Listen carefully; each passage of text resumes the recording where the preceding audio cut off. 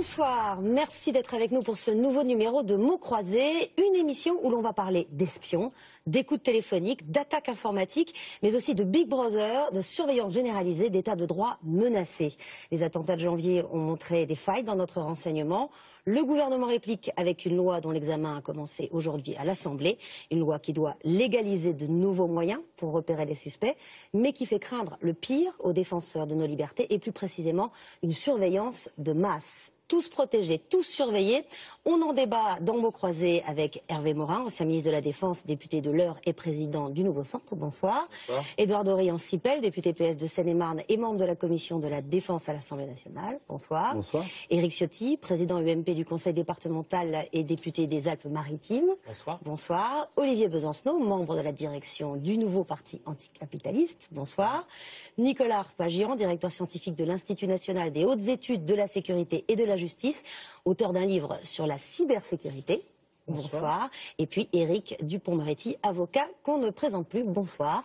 Enfin, Guillaume Darey nous rejoindra à la fin de l'émission pour parler des réactions des réseaux sociaux. On va d'abord regarder à quoi va ressembler cette loi qui était nécessaire si l'on considère que portable et Internet existaient à peine en 91, date de la dernière loi du genre. Fini James Bond, l'espion de demain est un geek qui écoute sa proie, lit ses mails, suit sa voiture sur son GPS.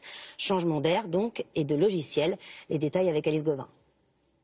Avec les attentats de janvier, le renseignement français a compris qu'il devait mettre à jour son logiciel. L'État entre dans l'ère numérique et s'arme d'une loi de pointe pour mieux traquer les terroristes 2.0, mais aussi ceux qui menacent notre économie, voire la sécurité publique. Les bonnes vieilles écoutes élargies. Demain, si vous ou l'un de vos proches êtes soupçonné, on pourra tout intercepter. Vos appels, vos SMS, vos mails. Plus de filature à l'ancienne, des mouchards GPS sur votre voiture ou vos objets personnels, vous voilà géolocalisés, facile à pister. L'espion de demain pourra s'introduire juste chez vous, dissimuler micros et caméras. Il se fera hacker pour infiltrer votre ordinateur et grâce à un logiciel inédit, enregistrer ce que vous êtes en train de taper, là, maintenant. Nous voulons aller sur Skype, par exemple, ce que nous ne pouvons pas faire aujourd'hui juridiquement. Nous voulons avoir accès aux données informatiques de ceux qui fomentent des coups. Infiltrer la forteresse Internet pour traquer les suspects dans les moindres recoins de la toile. Les fournisseurs d'accès devront révéler les métadonnées des cibles. Quels sites ont-ils consultés? Combien de temps? L'État projette même d'implanter chez les géants du web, y compris Facebook ou Twitter, des boîtes noires secret défense pour scanner les données de tous les utilisateurs. Il n'y aura aucune surveillance de masse. Dans cette cyberguerre, l'État combattra pourtant avec une arme controversée. L'IMSI Catcher, dissimulé dans une vulgaire valise. Les agents n'auront qu'à se tenir près de leur cible pour aspirer les données de son téléphone ou de son ordinateur, mais aussi de tous les appareils électroniques alentour. En l'état, une loi de ce type, si elle tombe dans de mauvaises mains, elle est mal utilisée, on est en danger.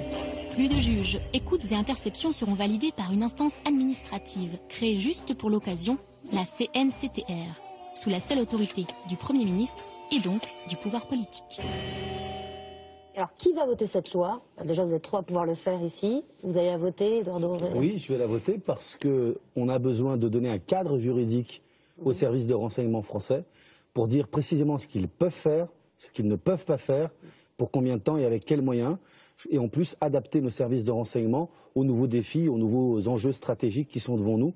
Terrorisme, contre-ingérence et intelligence économique. Éric Ciotti, vous allez la voter? Oui, je vais la voter. Notre pays est en situation de guerre. Je crois que depuis le 7 janvier, personne, hélas, n'en doute. La menace est maximale et je le dis en tant que président de la commission d'enquête sur le suivi des filières djihadistes.